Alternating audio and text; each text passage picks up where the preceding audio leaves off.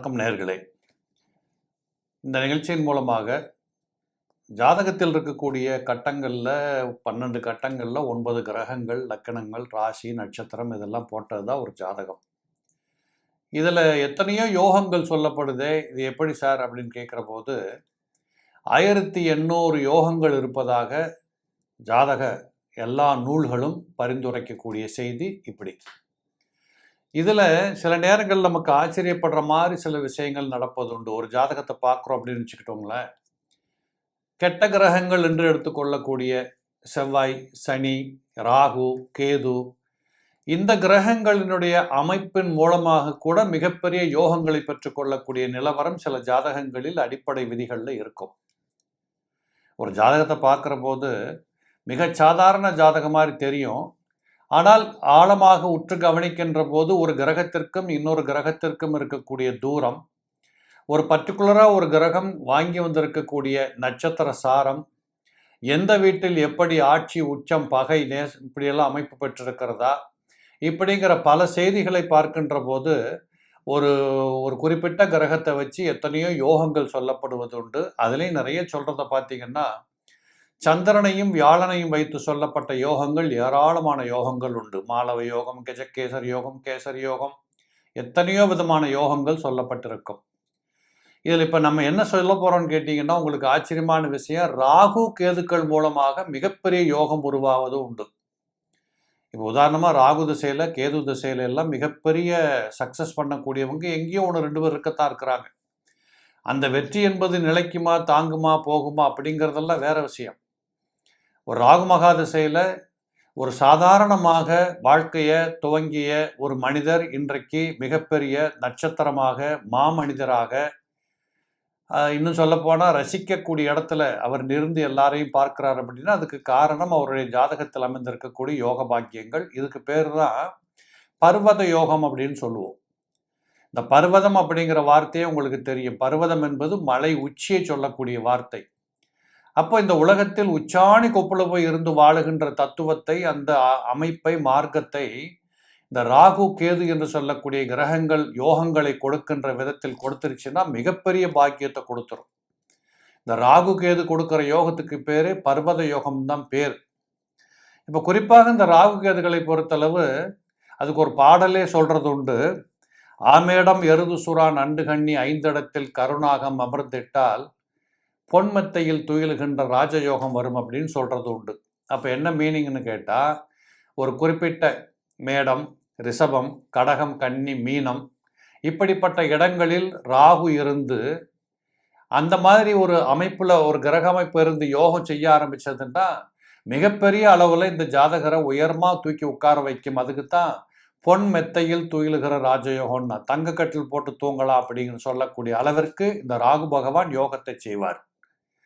இது உண்மையா சார் அப்படின்னு பார்க்கின்ற போது நிஜமாகவே நான் என்னுடைய வாழ்க்கையில் சில ஜாதகங்களை பார்த்திருக்கிறேன். உதாரணமாக சொன்னால் உங்களுக்கெல்லாம் நிறைய பேருக்கு புரியும். நிறைய பேர் பெரிய பெரிய நட்சத்திரங்கள், ஆளுமைகள், அரசாட்சி பண்ணவங்க, இவங்க ஜாதகங்கள்ல எல்லாம் இப்படிப்பட்ட வாய்ப்புகள் இருந்திருக்கு.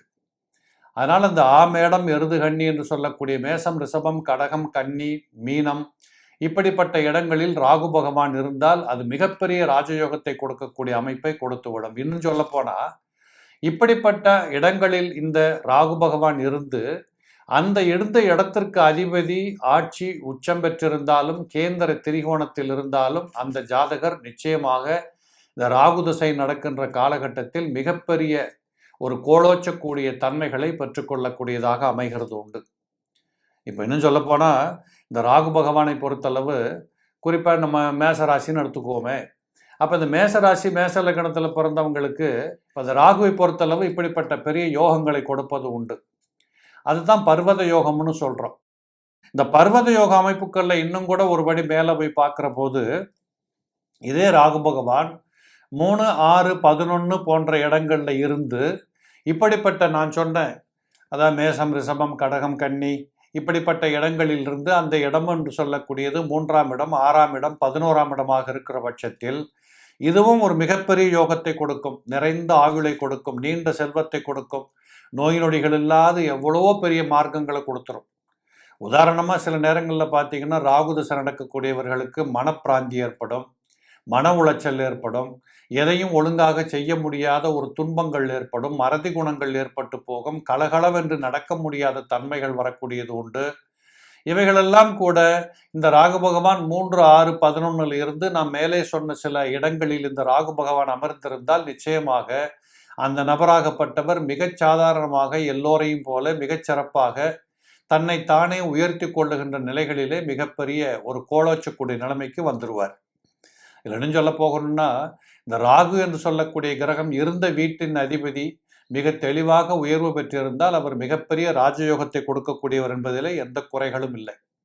இதனால தான் கிராமப்புறங்களிலே சொல்லுவாங்க, ராகுவை போல் கொடுப்பார் இல்லை, கேதுவை போல் கெடுப்பார் இல்லைன்னு சொல்றது. அப்ப ராகுவை போல் கொடுப்பார் இல்லை என்றால் ராகு பகவான் கொடுக்கின்ற கிரகம் என்று பொருள் எடுத்துக்கொள்ள முடிகிறதா? இப்படிப்பட்ட ராகுவை போல் கொடுக்கக்கூடியவர் மிக சிறப்பான அமைப்புகள்ல மிகப்பெரிய ராஜயோகத்தை செய்யக்கூடிய அமைப்பெல்லாம் சில பேருக்கு கிடைச்சிரும். இந்த ராகு தசை என்று சொல்லக்கூடியது வாலிப வயதுகளில் உதாரணமாக ஒரு 20 வயதுகளில் ராகு தசை துவங்கி ஒரு 18 வருடம் 38 வயது வரை நடக்கக்கூடிய காலமாக இருந்து இந்த பருவ வயதுகளிலே இந்த ராகு தசை இப்படிப்பட்ட 18 ஆண்டுகளை நடத்துவது என்பது மிகப்பெரிய ஒரு வாய்ப்பை கொடுக்கும். எப்படி?